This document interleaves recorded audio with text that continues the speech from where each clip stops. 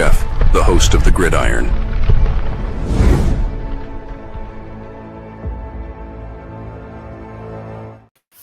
All right. Welcome to the Gridiron, baby. If you give this video a thumbs up or maybe share this video, that would be absolutely freaking phenomenal. If you subscribe to my channel, thank you. If not, please go down below, hit the subscribe button, hit that bell icon. That way next time I go live or if I put a video out, you'll be notified. And it's free of charge. What do you got to lose? It's totally free of charge. But if you are subscribed to my channel, thank you. If you want to help support my channel out, description box below, very top link takes you to my membership page. I got 3 different membership levels. Each one has their own little perks to them. So once again, if you want to help support my channel out, it would mean so much to me. And I thank you in advance. Once again, thank you. And then finally, just underneath that, there's another link in that description box. Takes you to my Facebook group. It's called the New York Giants, The Gridiron. It's my Facebook group. We have over 10,000 members in the group, and it is doing simply marvelous. Basically, if I'm alive and breathing, and if I got internet access, I am putting stuff in this group darn near 365. It is called the New York Giants, The Gridiron. It's my Facebook group. Please join it. You will not be dissatisfied. I promise. Well, the big news of the day, possibly the big news of the week, possibly the big news of all time. That's right. I kid you not. Andrew Thomas is getting a haircut. Oh, yeah. Big news? Why? Well, I'm glad you asked. I said, I try to watch Big Blue Kickoff live every day because those guys are like work with the Giants and all that and everything. And, that Monday through Friday, they go live. It's like around 1 o'clock or so. I don't usually see them live. I usually catch the show like later on in the afternoon, but it's on YouTube. And, very, obviously very knowledgeable. They're there. These guys like in the building almost, there's a bunch of different guys. There's Lance Meadow, there's John Schmelk, Paul Dottino, Madeline Burke, Sean O'Hara, Jonathan Casillas was there today. Sometimes Howard Cross is on there. I haven't seen him lately though, but I mean, most of the people they're on in the building on pretty much a everyday basis. And sometimes it's like during the season here, it's almost like they're there like 6-7 days a week, keeping up. So they know what's kind of going on with the Giants. The thing is with the Big Blue Kickoff Live, since they're with the Giants, they can't always say certain things. They got to be careful what, they can't come out and say things until the Giants have announced. Like if the Giants sign somebody in the afternoon, but they haven't officially announced it, they can't talk about it. They can't. That's where if I see a report, Giants are trying to sign someone, I'm talking about it. Well, they really can't. They can't do it until the Giants officially announce it. So it is what it is. But I'm saying, they got the finger on the pulse, right? What's going on with the Giants and everything. Well, one of the interesting things is apparently Jonathan Casillas, who was, I said on the show today, with who? Is it Schmelk? John Schmelk? I think it was John Schmelk. Matt Sytek's on there as well, too. So these guys are very, very knowledgeable. But apparently, Jonathan Casillas was talking to Jonathan was getting a haircut. And his barber, apparently, if you're in the New York area, there's got to be 900 trillion barbers. But somehow, Jonathan Casillas and maybe Andrew Thomas had the same barber. Okay. But when Jonathan Casillas was there, getting his hair trimmed, I believe it was like today. He was either today or it was yesterday. His barber mentioned to him that Andrew Thomas was coming in for a haircut. Jonathan Casillas was kind of like, like the boom, the light bulb went on. Being the former player and the former Super Bowl champion that he is, boom, the light bulb went on in his head. The boom, the light bulb wouldn't have gone on in my head. Ain't much going on in there anyway. But for a former player, Jonathan Casillas, when he's hearing a guy's getting a haircut, Boom, right? The light bulb goes on. It's like, why is he getting a haircut? And he's putting two and two together and boom, coming up with four. And it's like, oh, Sunday Night Football. It's on. It's on, brother. So Jonathan Casillas seems to, I mean, there are many reports out there. You know, I'm going to read a couple of them. And a lot of them seem to be, that's Andrew Thomas is trending toward playing. But Jonathan Casillas is kind of like, what are you getting a haircut for if you're just going to stand on the sideline? Right? You want to be looking good, right? Right? If you're in the game, right? If you're running onto the field, right? Reporters talking to you, you want to be looking good, right? So Jonathan Casillas thinks that Andrew Thomas is getting a haircut for a reason, and it's just not to stand on the sideline drinking Kool-Aid. Okay, so good chance, Andrew Thomas is going to be making his return. Now, I mean, it was also because it was like the Giants knew he was close at the beginning of the season. However, if they thought, he wasn't that close, he's going to miss, say, 5-6 weeks or so. You put him on injury reserve. I mean, you're not going to have a guy holding up a roster spot if he's injured for the first 5-6 weeks of the season. It doesn't make any sense. So they knew he was pretty close. The biggest thing, though, is that, it doesn't matter how many reps you take in practice. It doesn't matter. You got game shape and practice shape is two totally different animals. I mean, obviously it helps to take some reps. I get it. Absolutely. But, 60 or 70 reps or whatever in a football game, you start getting tired and stuff and you start giving up a sack or two or something, so it's going to be interesting to see if he gets in, if he, is it just, full steam ahead? And he doesn't come out unless he's dead, or is it they're going to tell him that hey, let us know what's going on. If you're in there for a drive for 10 plays or so, the drive's over, you come out, you're a little gassed, a little winded. Maybe we'll put somebody else in there, or so be interesting to see how it goes. Right? We do know that Bo, can certainly hold up sufficiently. Now, once again, going to be interesting to see. Okay, we're going to be talking about. I'm going to a little while down here, a little later portion of our program. I'm going to also go over the grades for what the Giants did against the Cowgirls. Right. Very happy Bo was in there, but we're going to show you the discrepancy between Hudson and Bo. Now, I mean, Bo did first wide bolts pretty much, for the most part. He got into the Commander game a little bit, but it was only a few snaps.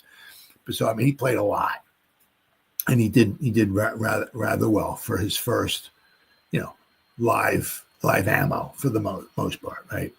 I think he graded out like a 56 or something like that. So he could certainly do better, but once again, he gets thrown in there. He's a rookie, 5th round pick. Not too bad. But we're certainly looking for the talents of Andrew Thomas because, obviously Andrew Thomas, once again, these are the grades by PFF, right? But they graded Bo like around a 55 or 56, I think, for this game, if I'm not mistaken. But, when Andrew Thomas is in there, he'll for the season, he might average like 80 somewhere around, so there is a bit of a difference, It would be nice to see also, if we can get a little more push in the middle of the line there. Just, you want to be, it's so tough, obviously, to go after every position on the field, each year. You only have so much money to spend and all that stuff and everything, So obviously the Giants have to, watch what they're doing with their money and all and everything. But, one of the things we would like is get, obviously that offensive line, maybe, a little, they can just like push guys,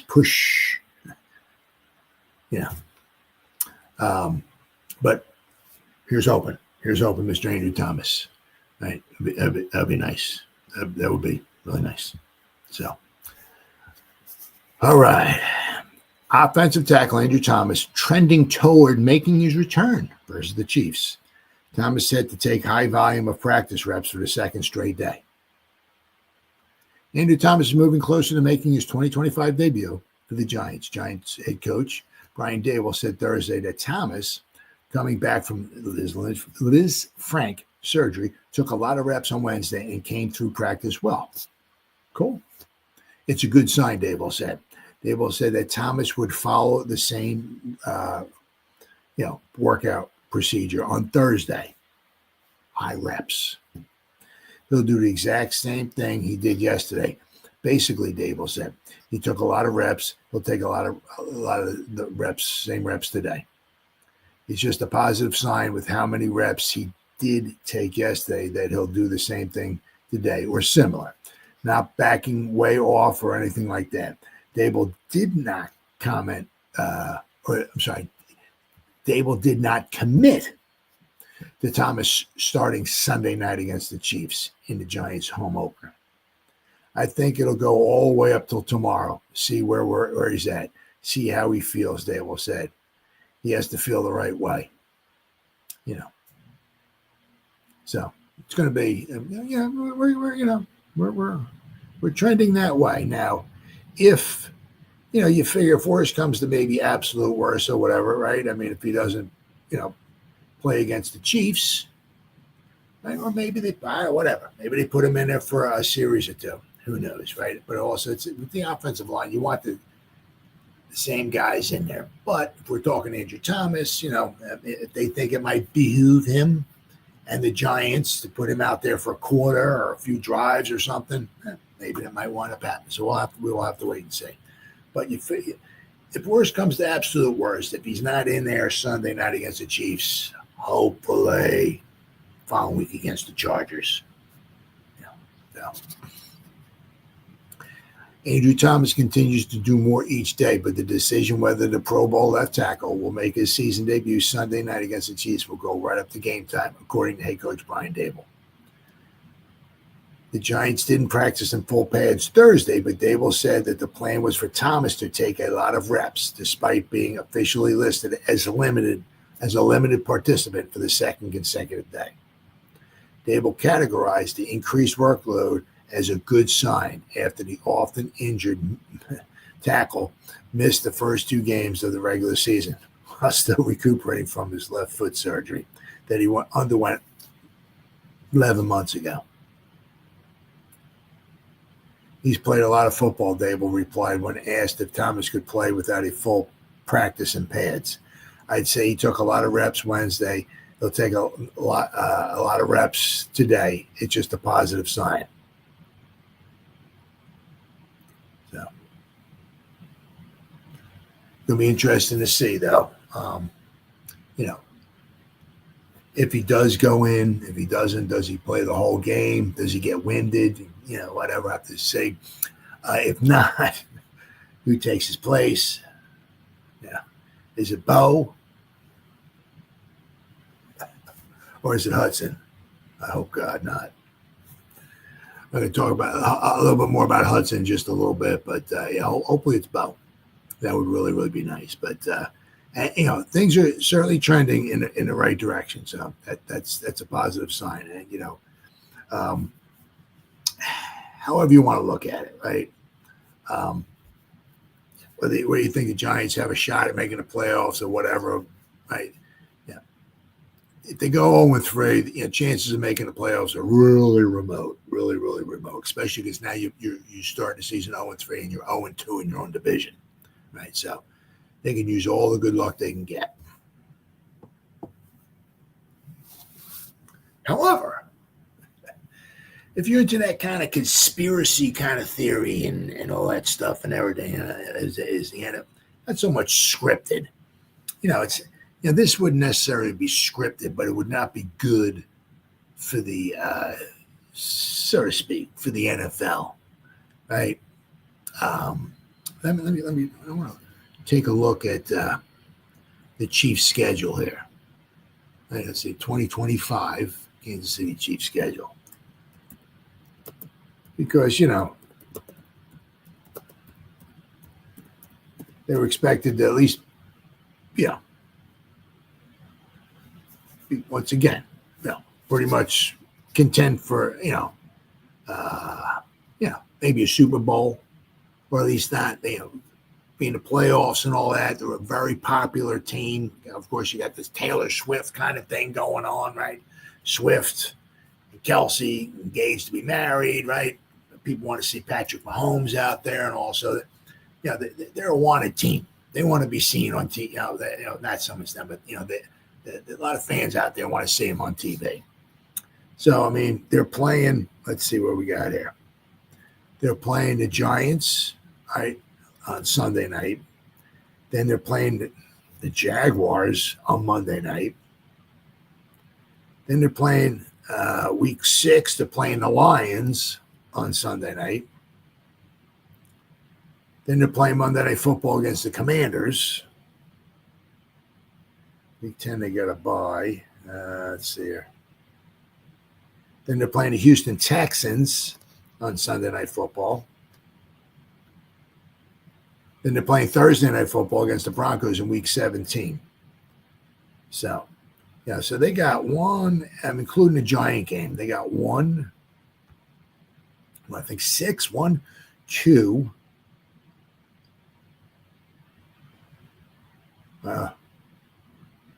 It's interesting that they play the Bills, but that's not a prime time game. So they got 2, 3, 4, 5, 6. Interesting. They're playing. It's weird. I mean, they're playing the Ravens, but they're playing the Ravens at 4:30. They're not playing the Ravens on like Sunday night. For somehow the reason they're playing the Giants on Sunday. But including the Giants game, the rest of the season, right? So they got 15 games left, 6 of them in prime time. So, they got, there's the NFL as doesn't want to put, unless toward the end of the season, maybe they can, that's like the Sunday night games. That's when they can, change the schedule up if they want. But the NFL does not want to put a crappy team against a good team. Not that the Chiefs are crappy, but they want to put a primetime Sunday night, obviously Monday night, right? They want to put 2 teams that are battling, 2 playoff teams, right? They don't want to have the 3-10 Chiefs versus the 10-3 Chargers. I mean, people would still watch, of course, but it wouldn't quite have the same luster if you had the 10-3 Chiefs versus the 10-3 Chargers. Now you got something. So there's this one guy, ESPN. He was making a big stink out of this here. He said the NFL will not allow the New York Giants to beat the Kansas City Chiefs. Will not allow it. He said if the Giants start winning or Giants or what, he said Roger Goodell will run onto the field and what or something or whatever. The guy from ESPN, I'm not sure if it says in this article I'm going to read, but this guy from ESPN was rather adamant. He's like, Sunday night game. He's like, we'll be here next. He's like thinking, he says Sunday, we'll be here next Monday. And when we're talking next Monday, we will be talking probably by like at least 3 calls against the Giants or for the Chiefs, however you want, whatever, however you want to look at it, and you just be scratching your head like, what? They call the holding on the Giants? There's no holding there. Or they called pass interference on the Giants? No passing, I mean, so he seems to think. Now, also, to be fair, right? I mean, we're talking the Giants here, right? I mean, the Chiefs may not need any penalties called. Chiefs probably might want to win the game as it is. So, right? And the guys on ESPN, they were talking. You think the Giants? They think the Chiefs are going to need penalties called? And they got, probably not. But he said, but we're gonna be here next Monday, and we're gonna be talking about at least 3 penalties that get called on the Giants. We'll be scratching our what that penalty for? What? So it'd be very, very interesting. But so it would be in the favor of the league, to not let the Giants win. And I'm not saying it's going to happen, but we've had, especially in that basketball, whatever that low life scumbag's name is, that the guy, the referee that they found to be guilty of, betting on games and stuff like that, or whatever. He was paid like 10 years ago, whatever. The guy got sentenced to jail, some low life scumbag ref. But let's see here. Who we at here? Okay. The NFL won't allow the Chiefs to lose to the Giants and fall to 0-3. An ESPN radio show host conspiracy theory. Looks like an angry old man. Looks like me, just an angry man. That's what he looks like. Think the Chiefs will start 0-3 to a season? Think again, says ESPN New York host Don LaGreca. The radio voice said on his show, alongside Alan Hahn and Peter Rosenberg, that the NFL is not going to allow the Chiefs to start 0-3. The thought behind a conspiracy theory that LaGreca started to explain during Monday's show was that with the Chiefs being one of the biggest national draws and a slate of upcoming games that are in the national spotlight, the league would ensure they get a win against the Giants. There's too much on the line. I'm sorry, LaGreca said on air. Call me a conspiracy theorist. ESPN can fire me. The NFL is not going to allow the Kansas City Chiefs to lose that game on national television and be 0-3. What are you going to do? Said Travis Kelce and Taylor Swift are getting married later, I guess this year, because they're engaged. I'm telling you, we're going to sit here next Monday and we're going to say, I'm telling you, there's going to be at least 3 calls where we're going to be like, how did that happen? When pressed by Rosenberg if the Chiefs would really need the help, the Giants are 0-2 this season, LaGreca said, didn't relent a little bit. I'm just telling you, on top of the Giants not being good, the league just won't allow it. The radio host continued, honestly, people, rise up. Come on. Speak our minds here. Is this any world where the NFL is going to say, whatever we do, make sure the Giants win this game? So, is that it? Is that it? Oh, he had a good, Goodell will run on the field. Is it the first time that the Chiefs have started a season 0-2 since the it's the first time they've started 0-2 since the 2014 campaign. This upcoming game against the Giants is the first of several that the Chiefs will play on national TV. As they just rattled off, there was like 6 of them that they're going to be playing between Sunday, Monday, and Thursday night. 6, including the Giants. Okay. And then, of course, then you figure 7 was against the Chargers. So 7 of their 17 games. So they're actually playing Friday night, right? They played Sunday night. They're playing Thursday. They're playing Thursday, Friday, Sunday, and Monday night football. Playing 7 games at nighttime. 7 of their 17 games will be at nighttime. It goes to show you how much they wanted to be seen on national television, right? Let's see. Sundays will be the NFC Sunday Night Football, followed by the game against the Ravens. We have a nationally televised game against the Ravens, but that's a 4:30 game. Right? So and then they're playing a 4:30 game against the Bills. Then they have the 7 national televised games or the nighttime games. So so they got a lot. There was a lot riding on this, right?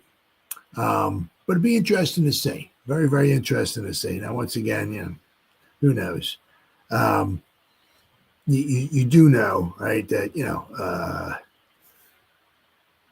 sometimes things might happen behind the scenes. Who knows? It's certainly not out of the realm of possibility for a ref to maybe take a little bit of money, right? Who knows?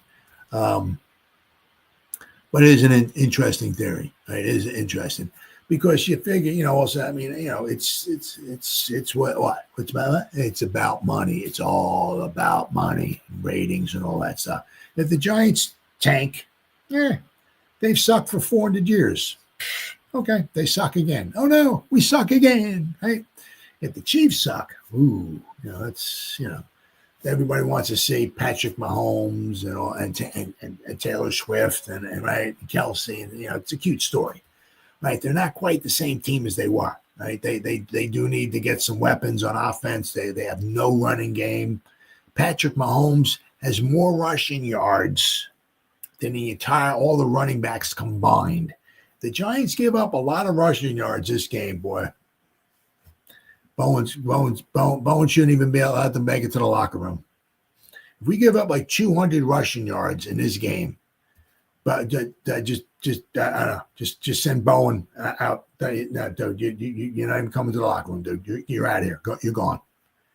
Mr. Mara should have his pink slip for him, right? I mean, the Chiefs have no running game. They have like no weapons. They got Kelsey.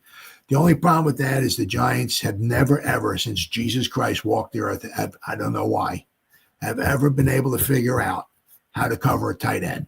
No idea. As we saw, right? This past Sunday, right? Ferguson open for 18, 19 yards. Put the ball on the 50-yard line. Their kicker can kick it from 900 yards out, right? Every time Jason Witten, he had 942 catches against us somehow. I have no idea. Somehow we just couldn't ever. I have no idea. No idea. So, yeah. So they got a future Hall of Fame tight end who's past his prime, right? But he still might be a handful because for whatever reason we can never ever cover a tight end. So, but other than that, they don't have a running game. They don't have a ton of weapons. They still have a very good defense, though. Right, so the Giants going to have their hands full on offense, but it'll be very, very interesting to see. If Monday or right after the game's over with, we're looking at some of those calls like, the fuck is what is that? Yeah, you know what I mean. So it's gonna be interesting to see. But I mean, obviously the Chiefs are a much bigger draw right now than the Giants are.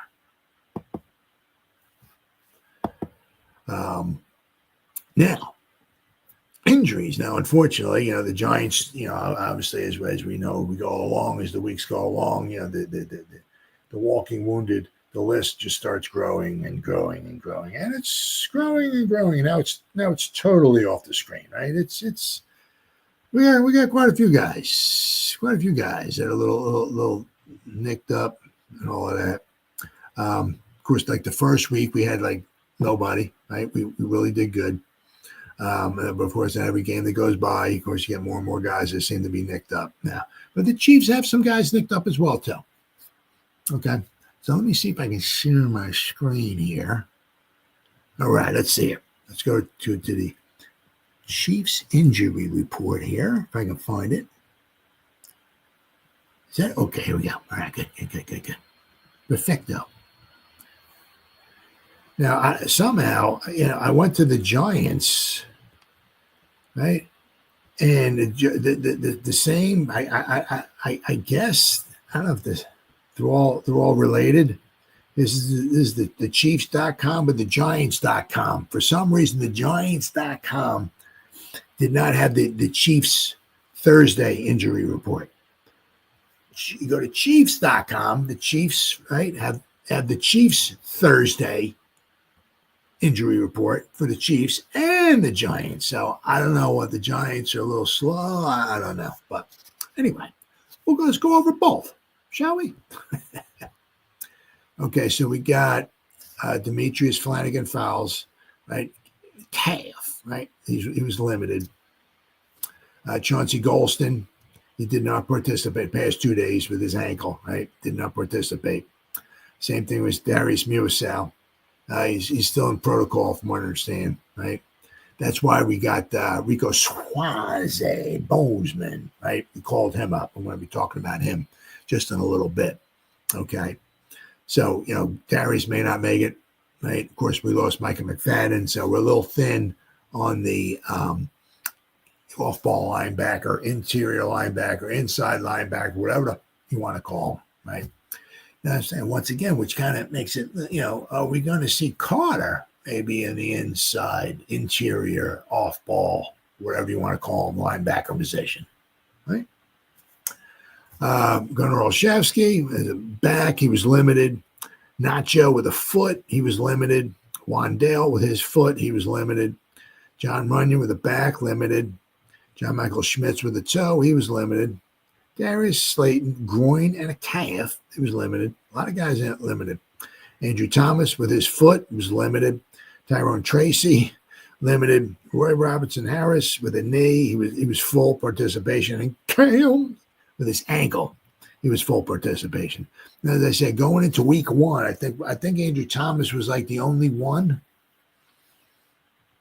I think. Now we have 1, 2, 3, 4, 5, 6, 7, 8, 9, 10, 11, 12, 13. We have 13. So like every week we're going up 6 more guys, I guess, on the. So I guess next week we'll be up to like 20 guys who are injured. It's just amazing. Like some teams don't seem to get injured, and other teams. Anyway. The Chiefs have quite a few guys as well, too. Okay, so they got a nice little list here.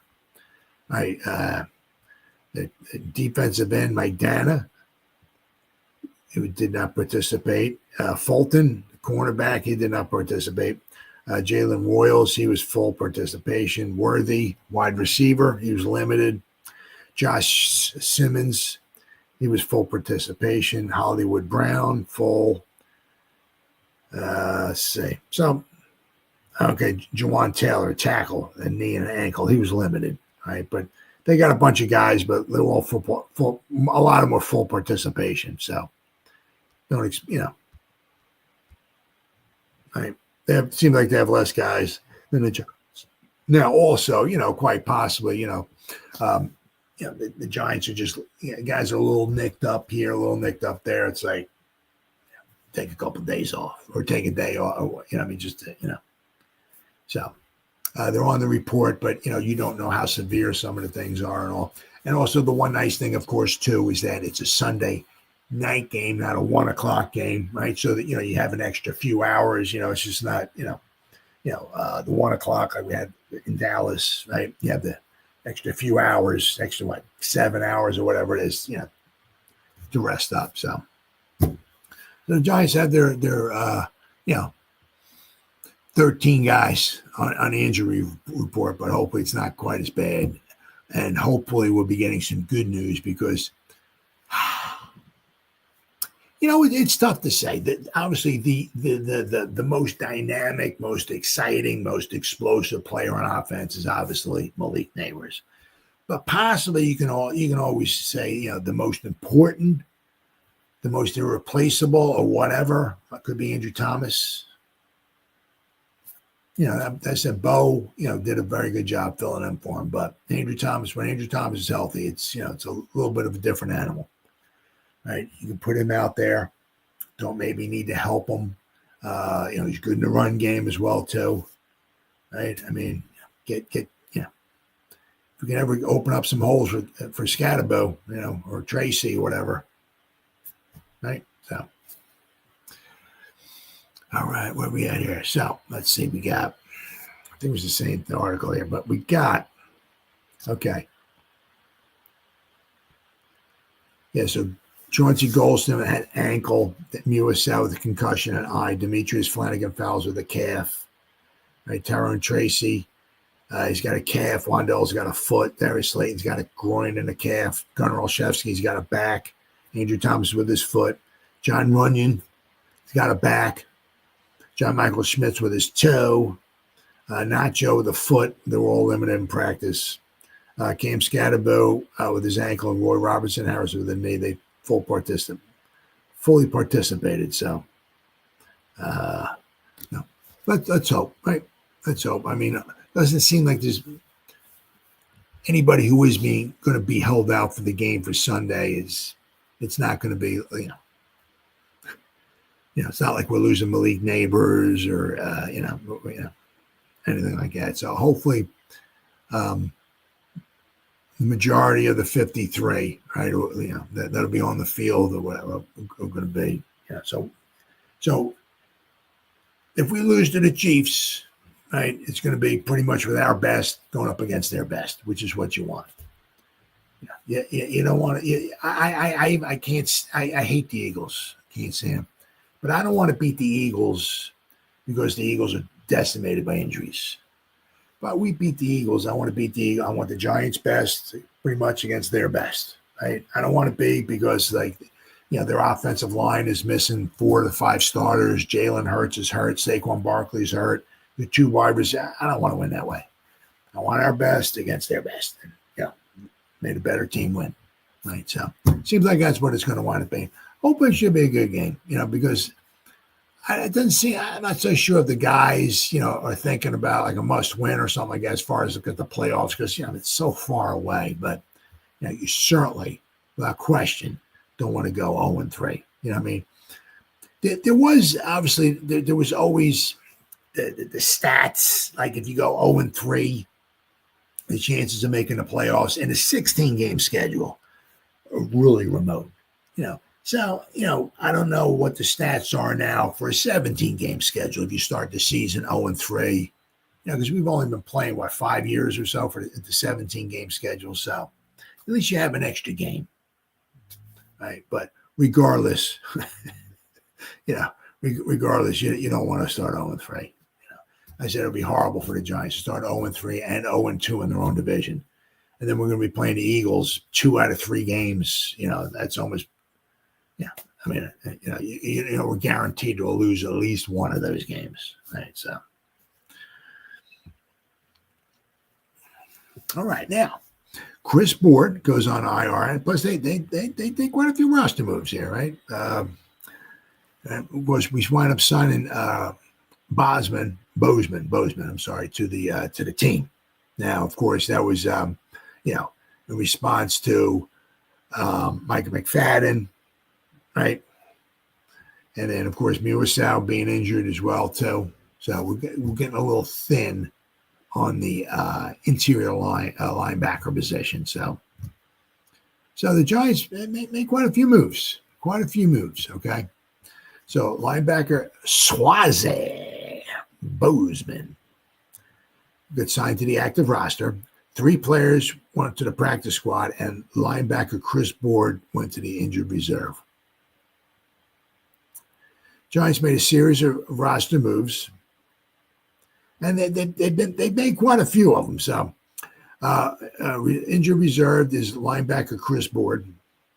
Practice squad additions. Now they made some, it's the practice squad is so fluid. It's unbelievable. You need, it's hard to keep up with all the transactions sometimes. Really, they added Dalen Cambry, Neville Hewitt, and Curtis Jacobs. Hewitt and Jacobs are both linebackers, and of course we know Dalen Cambry, from preseason, the wide receiver position. Now he was not so much in college a huge threat at the wide receiver position, but he was very good at special teams. Right? Free agent signing that the Giants signing to the Giants from their practice squad. They signed Bozeman, right, linebacker, right, terminated. Contract was terminated from the practice squad. Quadril Ismail and Patrick McMorris, defensive back, and tight end Kadir, I guess, Ismail. So many guys. Sometimes it's hard to keep up with them. But let's see, we got. All right, and then also let's see, then another corresponding move. Right, Giants swap cornerbacks on the practice squad. Lamarian James is in and D. Williams is out. Giants made another change on the practice squad on Wednesday, signing cornerback kick returner Lamarian James, and releasing cornerback kick returner D. Williams.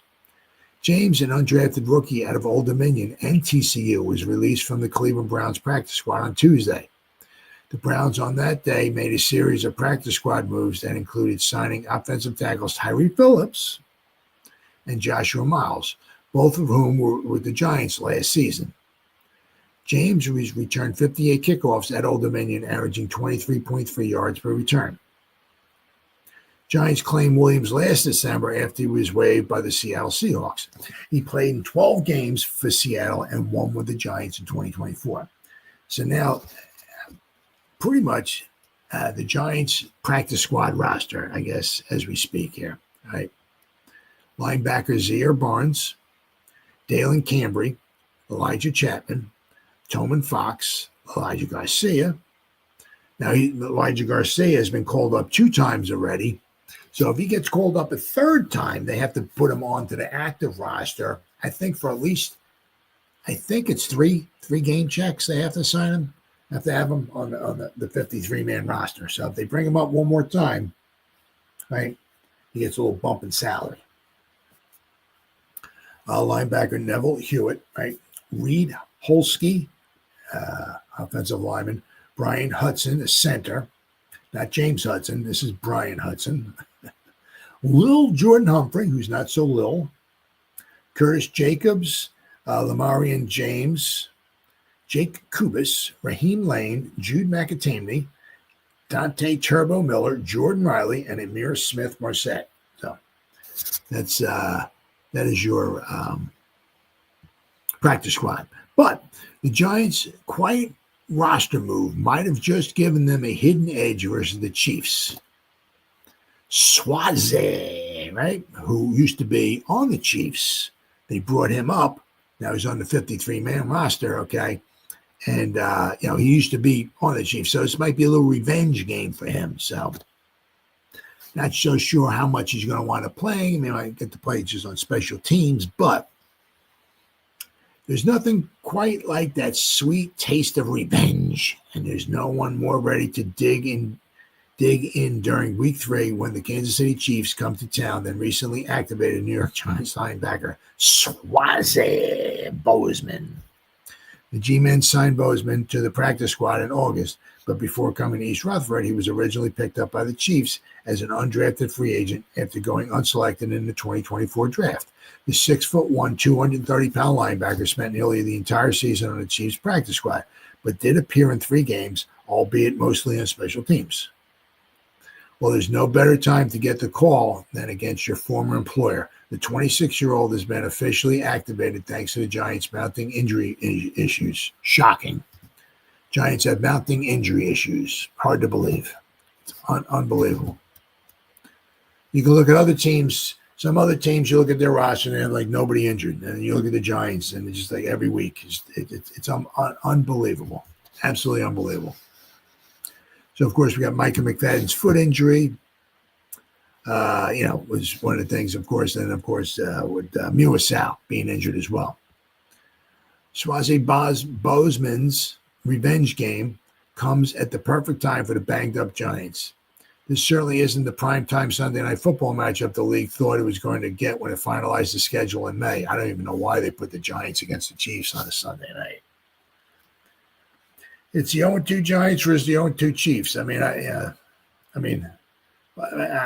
again, it was going to be the 0-2 Giants versus the 2-0 Chiefs, and after the game was over, it's going to be the 3-0 Chiefs versus the 0-3 Giants. This is a Sunday night football game people want to see.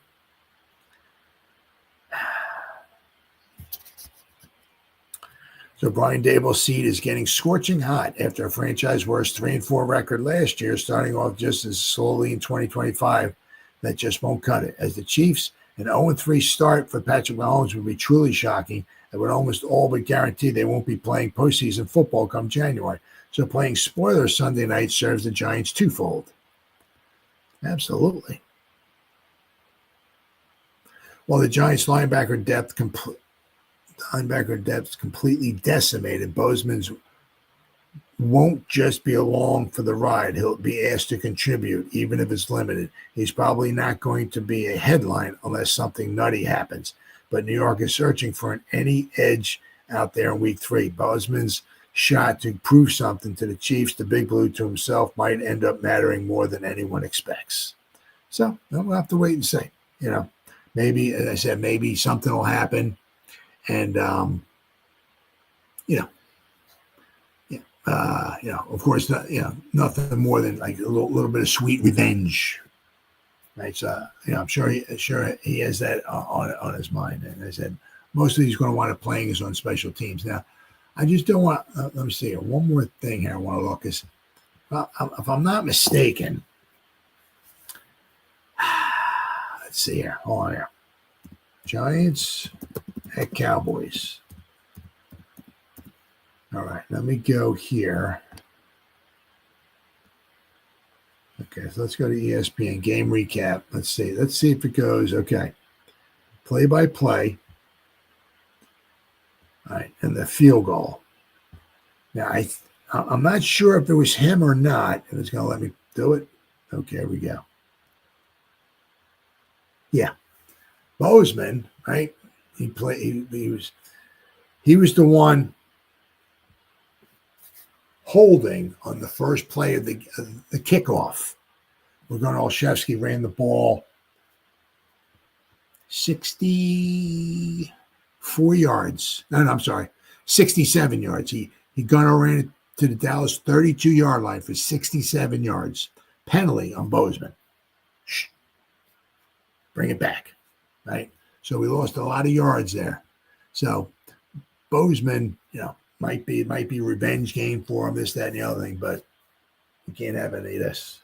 That just killed it. The Giants in that drive went about 452 yards first drive for the game. 4 of them were penalties against Hudson. 1 was against Bozeman. I think we had a sack in there against Hudson. So the Giants, like 35,000 yards they went, and they kicked the field goal. So they got it. Obviously, the penalties really need to be cleaned up, obviously. But to be fair, I don't know what or where Bozeman was at on the opening kickoff. Like, was Gunnar running with the ball, and Bozeman like had a headlock on a guy who was going to make a tackle? Was Bozeman 10 yards away? Maybe tugging a guy's shirt or something or whatever. Which we've been holding. But did his hold matter? Would the guy have made the tackle on Gunnar? That I don't know, right? But all I do know is that, it was a penalty called on him, and it brought a real nice kickoff back. The Giants would have been starting damn near almost in the red zone right after the kickoff. So, that's gotta. That drive was just truly one for the records. And speaking of one for the record in that drive, oh my God, this guy here, Mr. Hudson, Mr. Time Bomb. One thing, the Giants, for a long time, when was the last time we had some offensive lineman? It was just nasty. You know what I mean? Just all out mean, nasty and all fire, you know what I mean? But so I love his attitude and everything, I love it. But I'm going to show you like what PFF graded him. Absolutely horrible. But there's more. there's more to it here, right? Giants James Hudson's disaster looks even more embarrassing. Things are never normal with this team, with the Giants. James Hudson became one of the biggest storylines after the New York Giants' 40-37 Week 2 overtime loss to the Cowboys for all the wrong reasons. To say he brought it upon himself would be the understatement of the century. Yeah, the century, yeah. That's what happens when you commit 4 penalties on the first 6 snaps of the opening drive. When has that ever happened? His 2 pre-snap flags that cost 10 yards weren't good, but they were at least understandable. Game day jitters can get the best of anyone, but the 2 unsportsmanlike penalties totaling an additional 30 yards were the real problem.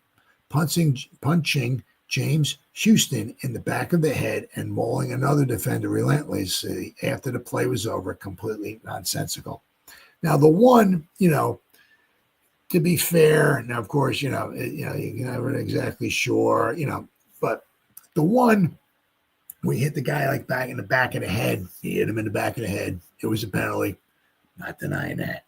The thing was, you don't quite know. The guy was kind of coming around the edge, and he looked like he was trying to maybe bend the corner or something like that. And of course, on a play like that, Hudson was just trying to the guy's going this way. You just take your hand and you hit the dude in the back.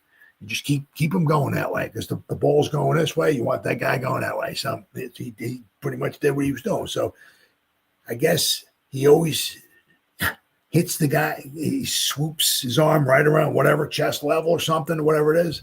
The problem is that the guy is falling, and you keep going, right? And his head is right here, and you go like that, it's a penalty. So it looks like he tried to nail him in the back of the head, but maybe he was just, that was just, a normal reaction. And because the guy was slipping, he hit him in the back of the head. Don't know.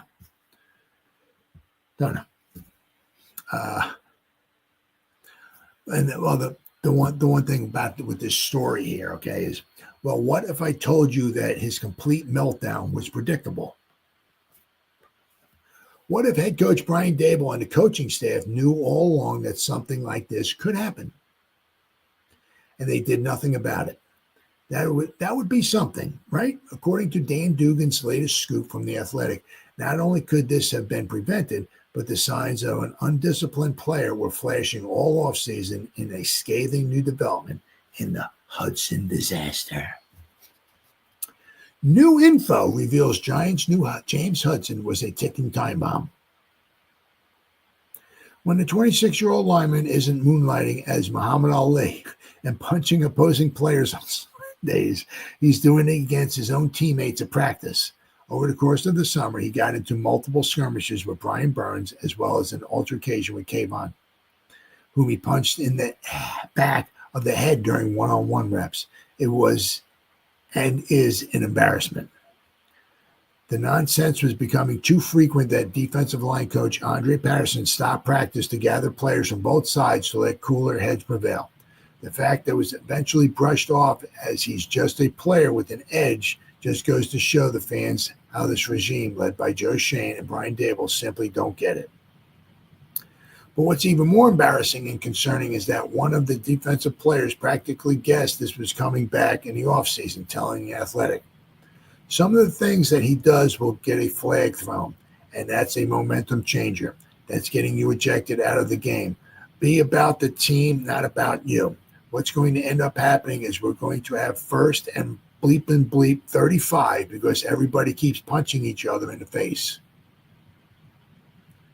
And what do you know? That's exactly what happened. On that now infamous first drive, the G-men found themselves in a 2nd and 30 and back after back-to-back penalties on number 55. It almost cost them it's almost like this was avoidable from the beginning. To make matters worse, according to Pro Football Focus, Hudson is the 3rd worst tackle in the league out of 92 grade-worthy players. His run blocking grade is a 49.9, which is 74th.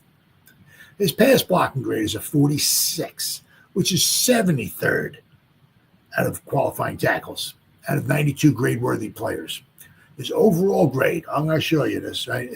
I'll show you not so much his 32. I'll show you what he got graded this past week. His overall grade is 32.5, which was 90th out of 92 grade-worthy players for his position. He's 90th out of 90. We gave him a 2-year contract. We drafted Bo. Bo's a swing tackle. He can be our swing tackle. But we brought this guy in for 2 years. Be interesting to see if he's around next year. Not only should he not start another game, but he probably shouldn't even be on the team. This is one of those cases where the caliber of player doesn't justify the head. No, absolutely not. But don't just put the onus on the $12 million man. Shane and Daboll deserve a healthy dose of heat too, knowing this was a potential issue and doing nothing until it literally blew up in their faces. That's a failure from the top down. Also, I did have a few puns I wanted to scatter throughout the article, but they felt a little forced, and I didn't want them to go to waste, so enjoy. Someone's been taking the swing tackle position too literally. This signing was a swing and a miss. James Hudson's season is officially in full swing. And James Hudson was just getting into the swing of things. How appropriate. How appropriate. I mean, I think we have 2 years. Let me just make sure. I just want to make. I mean, 12. Yeah. I mean, we're not paying this dude for that. I know. Let's check this out here. All right, New York Giants salary 2025. Okay, so I always go to Spot Track because I can read this a little bit better. So he is all right. Let's see. What's he? Okay, where is he at? This year he's making his cap hit 3.9. This year's cap hit, but let's see if it pops up here. Okay. Hudson signed a 2-year, $12 million contract with the Giants, including $4.6 million signing bonus and $6 million guaranteed. Wow. So his cap hit next season is $7.8 million. But his dead cap, if we get rid of the right, if he's not on the team next season, he'll have a dead cap hit of $2.3 million. But his cap hit next season is 7.8. So if I'm correct here, it looks like if we got rid of him, we'd save about $5.5 million. So look for quite possibly look for Mr. Hudson not be on the team anymore next year. I mean, it just you just can't have that. I mean, the one thing I love about Jameson Winston, I mean, if we trade the guy, I'd be bummed out. The dude is just total to me. You can call me crazy, whatever. Just total class, total team freaking player. I mean, I'm so happy with. I'm not saying he's leading us to a Super Bowl. I'm not saying he's better than Eli Manning. I'm not saying I'd rather have him in there instead of Dart because I'm excited to see Dart. I'm not saying. But just having James and Winston on this team, I'm so happy. The dude, because you see, it was also afterwards, because Hudson's coming off he's all fired up, and Carmen Basilo's talking to him, and so other teammates are talking to him, trying to calm him down and stuff and everything like that. And then you can also see, Winston, Hudson's here and Winston's standing right next to him, and he's talking to him. He's I can't read lips or whatever, but he was talking to him. He was telling him, what you got to whatever he was doing was wrong or something, but he was talking to him. You know what I mean? So I'm so happy Winston's on this team, and we got Winston hopefully for 2 seasons. There's been also talks about maybe trading him away because, I mean, obviously Cincinnati with Burrow, they need a quarterback. And could you imagine? I mean, obviously, once again, James Winston can throw you in a game because the dude can make any throw. He just makes some bad decisions too. But you can imagine, with Higgins and Chase, I mean, with those guys out there running around out there in the field, and Winston just being able to sling the ball. Jamar Chase is on that side of the field. Just throw the ball over there. Could you imagine? Oh, man. But hopefully we have Winston for 2 seasons. That'd be fantastic. But, I mean, if Hudson's not here, I mean, that wouldn't bum me out one bit at all. I mean, we need a swing tackle. I mean, I'm sure we can find somebody better. I mean, I don't know what they have in store next season for like a Luminor, right? But I mean, once again, there's a lot of ifs, you don't know. But if they want to bring a Luminor back, that's cool. Can Andrew Thomas stay healthy? If he plays Sunday night, can he make it through 15 games? And at the end of the season, he doesn't need surgery. Can he do that, right? Because if he can do that, right, if we have Bo, we have Thomas, we might have our 2 tackles. Maybe you can bring a Luminor back, right? Maybe, if he wants to be on the team, right? Because he was with Carmen Basilo, right? Who was his offensive line coach with the Raiders. Now he's his offensive line coach with the Giants, right? Maybe he wants to come back. Maybe he can be a swing tackle or whatever, right? But I don't think we need Hudson. I love Hudson's. I love that nastiness. Love it. But, he goes a bit overboard. All right. Now we go to that portion of our program, right? We talk about the team grades, right, after the Giants' Week 2 loss to the Kansas City Chiefs. Now, very interesting here. The Giants are 0-2 Okay. So usually the Giants are 0-2, and they're according to PFF. This is all PFF. That's all I'm going by here. But I'm usually after they're 0-2 and they stink up the joint for 2 weeks. According to PFF, their team grade is like at the bottom of the list. Well, surprisingly, right? I'm going to show you. Now let me share my screen here, okay? And share screen, go to the grades, and this once again, this means absolutely nothing. I get it, right? But I'm just a little surprised, right, where the Giants are graded at. Let me show you. 25 team grade, Pro Football Focus. Okay, share screen. Now, if we look here, right, now we're going to go, right, boom. Okay, these are the team grades right here, right? The overall team grades, right? Usually the Giants are 0-2.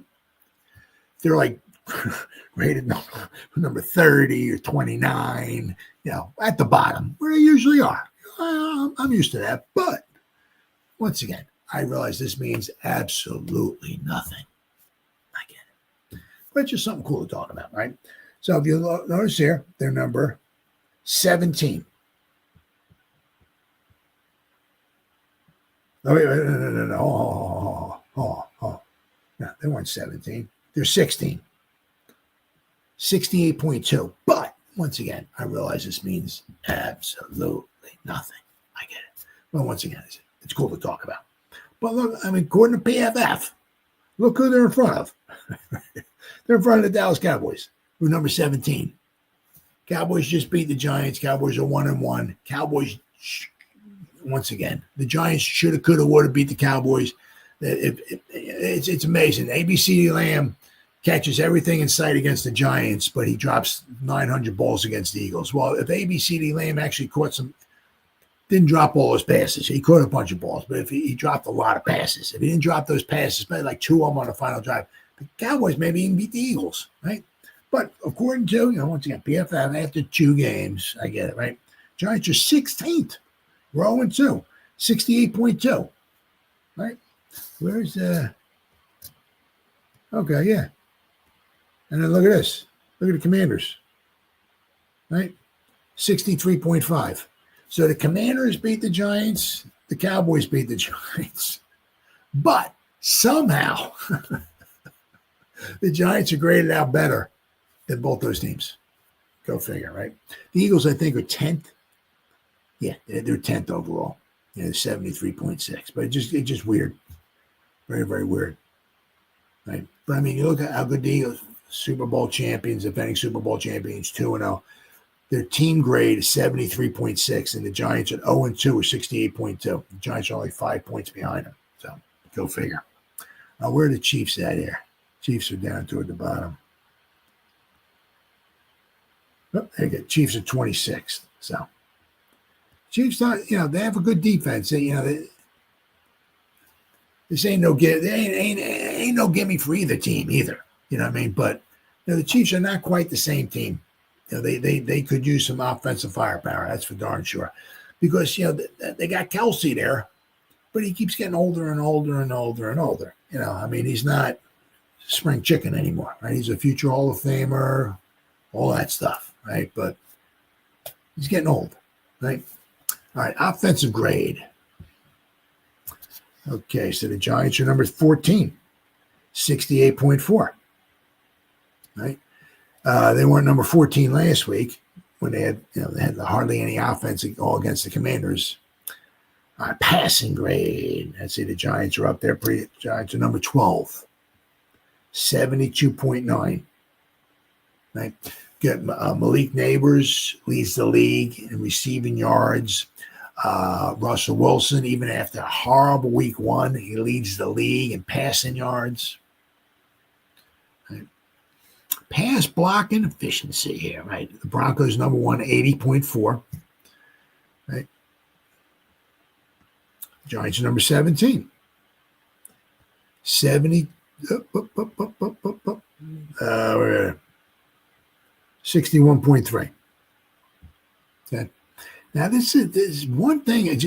Okay, after the receiving grade, the running Stuff it just makes me scratch my head a little bit. But the receiving grade, Giants number 11, 69.2. I tell you what, the way I hope these guys stay healthy, right? I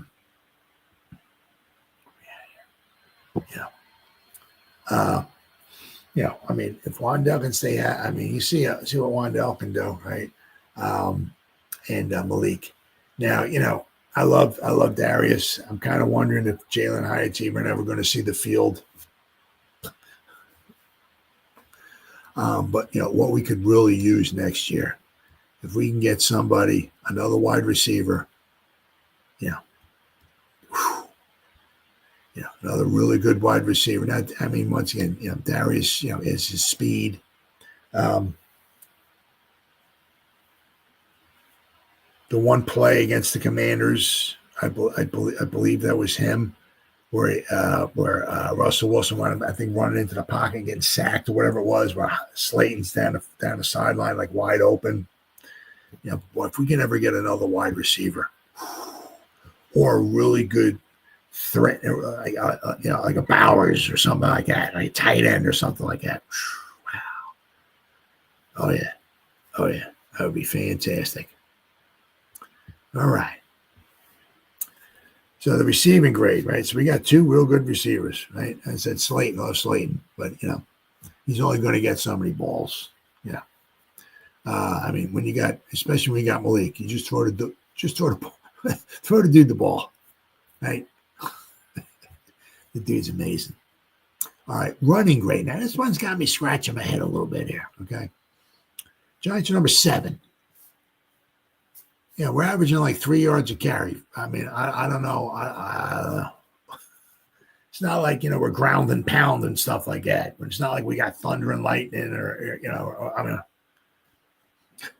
But the Giants, 7, our run game, 73.8. Dolphins are number 1, 79.5. The Eagles, of course, is obviously with Saquon, Jalen Hurts, and their phenomenal offensive line, they're second. Run blocking, the Rams are number 1, 78.5. That is where the Giants, let's see here, 25th, 51.4. So, I mean, I think a lot of that might have to do with maybe, with like the way with the Cam, like running guys over and stuff like that, getting extra yard. But the Giants, according to PFF, our running game is ranked pretty high. Just wish our run blocking was a little bit better. Could you imagine if we got a little better run blocking? Guys, I'm saying if we had the Philadelphia Eagles offensive line, we wouldn't need Saquon. With Tracy back there, I'm not saying Tracy's as good as Saquon. I'm not saying Cam Scatterboo's gone. Certainly not saying that. Because neither one of those guys, Cam runs people over. Saquon can just jump over people, right? But I mean, it's you're talking, oh, look how good Saquon is. Yes, he is. But look what the offensive line he's running behind. Okay. Now, if we also look here, so I did the run. Let's do pass blocking here. See, you also kind of wonder why Daniel Jones is doing so well. Well, look at the Indianapolis Colts here. Pass blocking. They're the number 5 offense as of right now, right? 70. Actually, they're tied for 4th. Oh, they're tied for 5th. Okay, I'm sorry. They're tied for 5th with the Chargers, 70.9. Right? You wonder why maybe Denver Bronco, their young quarterback's doing so well. Well, they got some good pass blocking. If you can stand in the pocket and not get your head ripped off, you can do pretty good, right? Same thing with Daniel Jones. Their offensive line is protecting him. Daniel Jones was at the Giants. He was getting mauled to death, right? So if there's ever a couple games or whatever, where Daniel Jones is getting hit, right? We'll have to wait and see how well he performs then. I mean, I wish no ill wills on him, but sometimes you'll, oh my God, look how great Daniel Jones is. Well, he's in a different team, different protection, right? Different players. He's getting better protection, right? Then we go to the defense here. Defense. The Browns are number 1. All right, let's see here. Where the heck are the Giants? The Giants are number 22. 60.2. The draft picks, I mean, we got Kayvon Thibodeau, first round pick. Dexter Lawrence, first round pick. Brian Burns, first round pick. Banks, first round pick. Right, Carter, first round pick. Phillips, third round pick. Lubin, second round pick. We got, all these players, and right now we're 22nd. Bowen, I tell you what, if we give up like 30-something points or whatever to this Chiefs team or whatever, Bowen, as I said, they should just, don't even let the dude in the locker room. Just hand him his pink slip. Say, dude, you suck. Get out of here. Run defense. Browns number 1, 85.6. The Giants. It's number 20, 60.7. Tackling. Lions are number 1, 76.8. Giants, wow, number 23, 53.7. Tackling. Not good. Not good at all. Pass rush. Browns number 1, 80.9. And look at the Browns. I mean, they're 0-2. It ain't from their defense, that's for sure. Giants are pass rush. We're tied at number 7 with the Eagles overall. 73.2. Okay, I'll take that. Coverage. Chargers are number 1, 84.6. The Giants, coverage. We're number 20 overall. 52. Absolutely horrible. And special teams. All right, what do we got here? Let's see here where we at, where the Giants are. Number 16, 70.5. So, bam. So, got some good and got some bad. I said, if I said, Daboll's, you can almost pretty much assure that the dude's going to make it through the season, right? But if we don't get better production from the defensive side of the ball, Bowen may not make it through the season. This is just atrocious. Really, really atrocious. So let's go to the offensive side of the ball. Now, interesting thing here, it just goes to show you on this here how well the Giants did on it just during this one particular game on offense. Once again, according to PFF, that's all I'm going by here, because it gives me something, the grades that they have for the pass and pass block and all that. It gives you something, something to look at here. So let me go, once again, share the screen. And we'll go to the offense. All right, let's go here. All right, Giants. And we'll go to game reports with the Cowboys. And we'll go to the offensive side. Now, the Giants had 4 players over 80. That's really, really good. And then, of course, Cam Scatterbo came in at 73.6. So, but we had 4 guys, actually 4 guys over 85.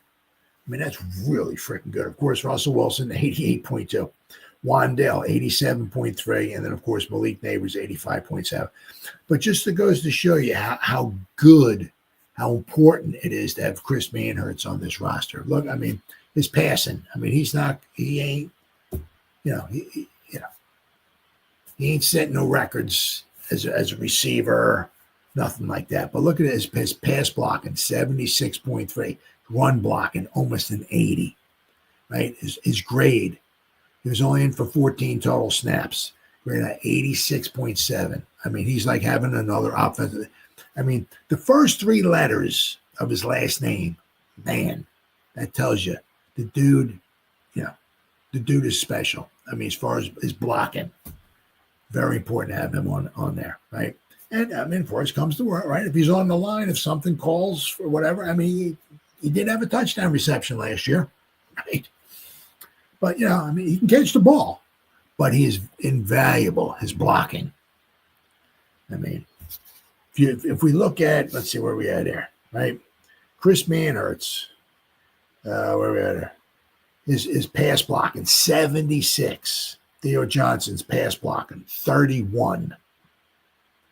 Chris Manhertz is run blocking 79. Theo Johnson 64. Right? Where's Bellinger at? Bellinger. Okay, Bellinger's pass blocking 65 point, almost to 66. That's not bad. But Manhertz 76. His Bellinger's run blocking is a 60. Manhertz is almost 20 points higher. I mean, his blocking is just, you look at the dude, it's like, I mean, he's a well put together dude. I mean, that's why he's on the team. You know, that's why the guy doesn't catch any pass. Why do we want the guy? You know, it's like, or like, you know, why do we have him on? Why don't we keep Dulcich? Right?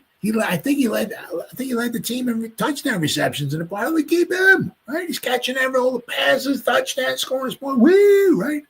Why do we keep him Manhertz for? Well, now you see why. The guy can block. Right? Cam Scatterbo, 73.6. Look, he's running 82.8. Huh? Where we get his pass? I don't know what happened. His passing or whatever. But his pass block is 68.8. I'm sorry.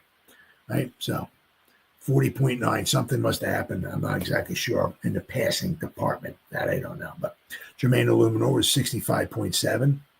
But you'll start noticing a lot of our offensive linemen. We didn't have a ton. We only had 17 guys in there. And actually, if Hudson didn't explode in the first drive and we kept him on the field all the time, we would only had 16 players playing offense.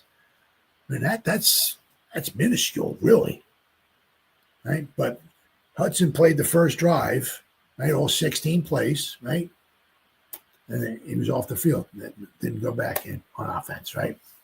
So basically, we had like 16 players just on offense. I mean, which is not much. But you'll notice, unfortunately for us, according to PFF, the grades of our offensive linemen is nothing to really write home about. Okay, I said Illuminor was 65.7. Okay, right. Devin Singletary was only in there for 4 snaps. Shame. Graded out of 60, but you'll notice everybody else here was graded under a 50. Tyrone Tracy, 59. Marcus Bowe, 59. Okay, you know. His first full action, graded out of 59. Not bad. Not bad. Theo Johnson, 58.4, 59. Darius Slayton, 55. John Runyon, 54. Jackson Dart, 52.8. I ain't worried about that at all. I mean, I ain't worried about that one. He was in there for 3 snaps. But Van Roten, 51.7. Daniel Bellinger, 47.1. John Michael Schmitz, 43.6. James Hudson, 17.2. Right? But you look down here, right? Between Hudson, John Michael Schmitz, and Van Roten, and John Runyon, right? 1, 2, 3, 4. 4 of the bottom 6 players were offensive linemen. Yeah. Got to get better at that. But I mean, we didn't wind up having a lot of players going in there on offense, which is a bit odd. But I've been doing this with the grading and all of that with PFF after the Giants lose usually, right? And I always go over the grades and all that. And, you know, I don't know if I've ever remember seeing a time where the Giants have had 4 players like over an 85. None of them quite hit 90, you know, but. No, man, you get into the 80s. I mean, that's pretty damn impressive. Let's hope they can keep that up. All right, now we go to the defensive side of the ball. Okay. Oh, boy. I hope it gets better.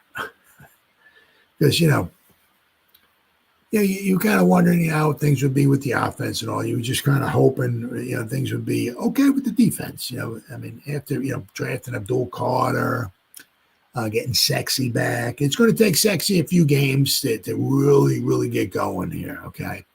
But, you know, with the Debo and Holland, right, Newman and Phillips coming back and all, you know, you thought we'd have, you know, it's still early, right? Still early, but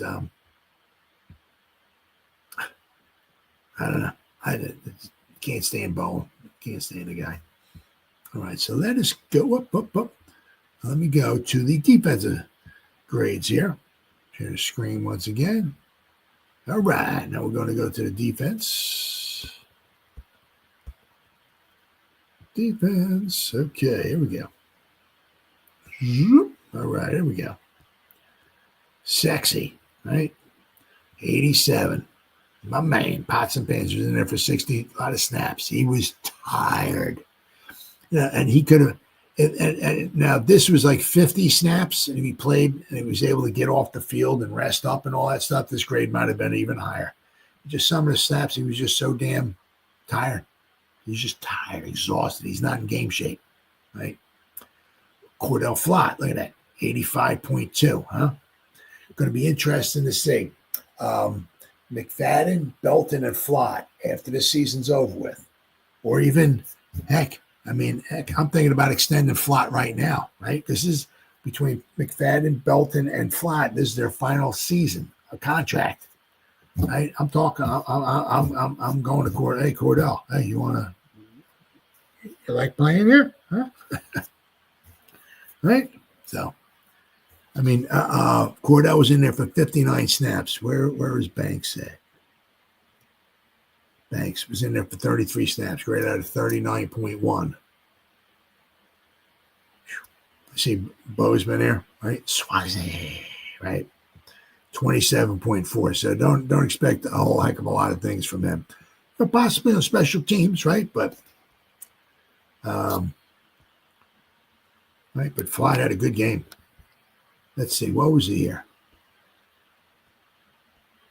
Okay, he gave up. Yeah, he was targeted. Now, of course, he was not in charge of ABCD Lamb. So he was targeted just 3 times, gave up 2 receptions for a total of 16 yards. So, right, but he had a good game, 85.2. Kayvon, another good game, 76.7. He, according to BFF, he had 5 pressures. Burns, he had 5 pressures. Sexy had 3, right? Brian Burns, another phenomenal game, right? 75.1. Chris Board, there you go, 73.9. Elijah Garcia, back-to-back good games. Okay, he was only in there for 19 snaps, 70.9. So, I wouldn't be surprised if they wind up maybe elevating him from the practice squad again. But he's had back-to-back good games. He's only participated in, a handful of snaps each game. But when he was in there, he was effective. Okay, and don't forget the one sack he had, right, in overtime. Chauncey Golston, 67.1. Let's hope he gets back from his injury. Darius Muasau, 23 snaps, 64.4. Now he's in concussion protocol. So now is he going to be able to play or not? And he had something with his eye. You'll have to wait and see. Andrew Phillips, 71 snaps, rated at 63.2. 88. What is it? His tackle is 88. Tackle is really good. He had 12. This goes to show you how good he was, right? Let's see. Now we had there. Now, of course, he was covering ABCD Lamb, right? So he gave up 11 receptions on 15 targets, 73%, right? He gave up 99 yards, only gave up 9 yards of reception. Okay, so his longest one was he only gave up 23 yards after catch, and his longest one was the 25-yarder. So, if you take away the 25-yarder, he gave up 74 yards, 10 receptions for 74 yards against ABCD Lamb, 7.4 yards of reception. Now, probably most of those were with him. So, right. But you look right here, 12 tackles, 1 assisted tackle. He didn't miss a tackle, right? So he had himself a really good game. Really, really good game. That, obviously ABCD had a, can I open this up? Oh. What did I do here? Hold on. Can I spread this open? Nope. Oh, well, I screwed something up here. Can I go down to the bottom? Up. Can I do this? Nope. There we go. Pills are good. Okay, here we go. But, so a very, very good game, Phillips. His run defense, 81.6, right?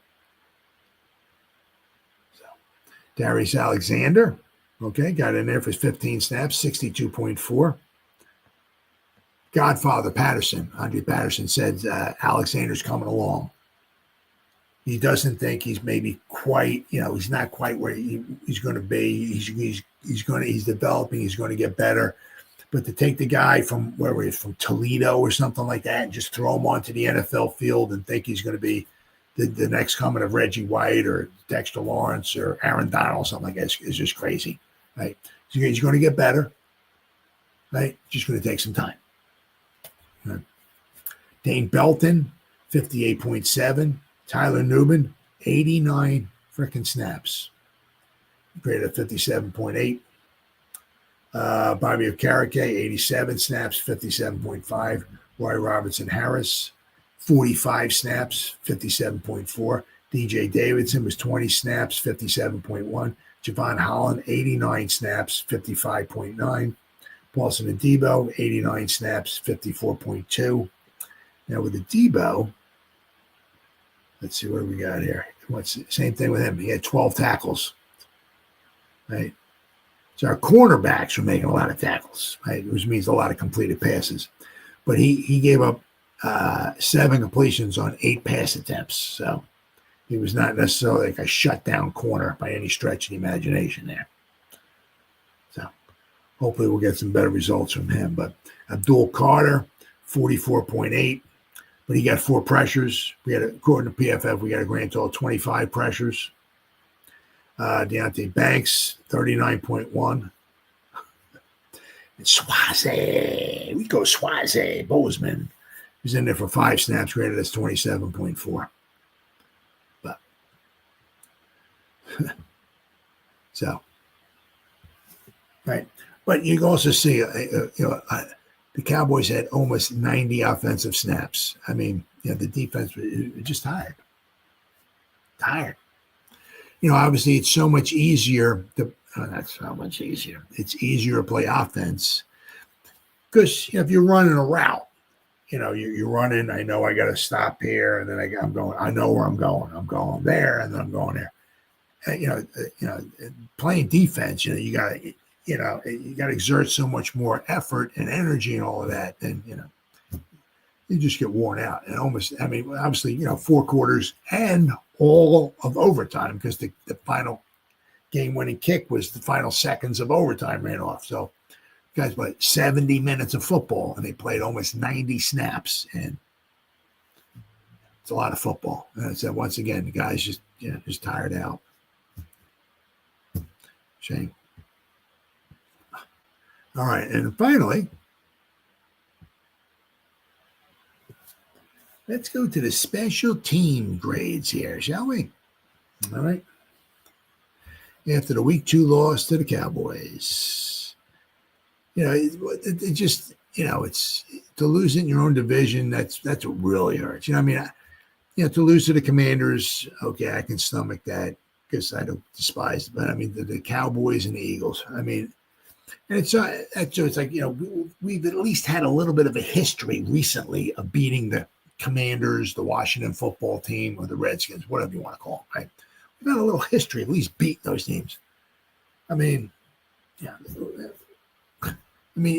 would have passed 30 games between the Eagles and the Cowboys. How many games have we won? It's like I'm just so sick and tired of losing to those 2 teams. So sick and tired.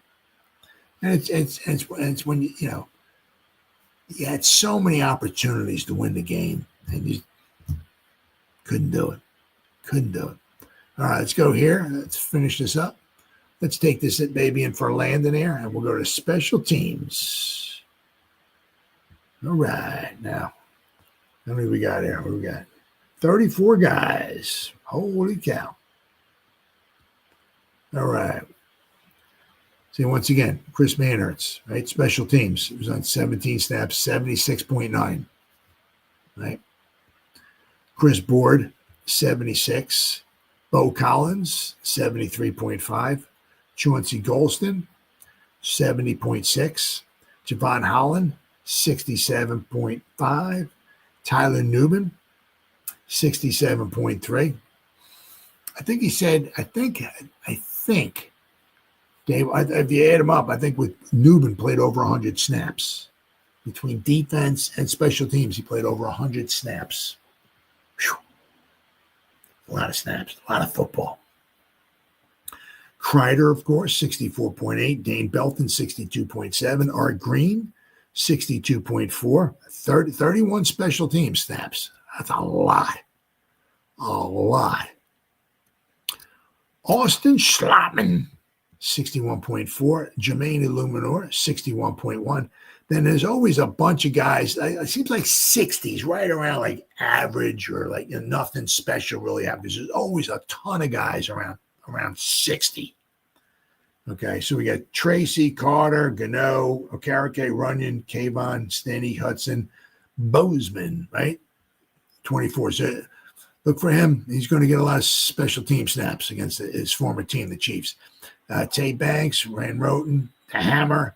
I said Illuminor and Schlottman. They're all graded out at 60, which is right around, average, right? And, of course, and a bunch of guys, close to 60. Davidson, Garcia, Gunnar Olszewski, Muasau, Burnsy was even for 2 snaps, right? He graded out of 59. Daniel Bellinger, 59. Dexter Lawrence at 2 snaps. Now Dexter Lawrence is in the middle, probably on field goal block, I'm assuming. Yeah, field goal block. Yeah. Right. Roy Robinson Harris, 8 snaps. He was field goal block. He rated out of 58.9. Cam Scatterboo, 8 snaps, 54.8. Nick Jones and Bo Braid. Round us up. Nick Jones, 16 snaps, 53.1, and sorry, buddy. Sorry, pal. Bo Braid, 14 snaps, graded out of 48.9. It's just overall, there was just obviously, you're going to get a ton of snaps, right? I mean, the Cowboys had over almost 90 offensive plays, right? And then you see here between, offense? Special teams. You had 31 special teams. That's a lot of special teams. It was a lot of snaps. A lot of snaps. I said, unfortunately, one of the things is, especially with the defense, just got really, really tired. All right, guys, it's been 1 hour and 33 minutes. Whoever spent any time listening to me live, thank you, thank you, thank you. Or if anybody's going to spend any time watching the replay, this once again, thank you so much from the bottom of my heart. It means the world to me as always. You guys stay safe out there and go Giants! Woo! Oh, yeah.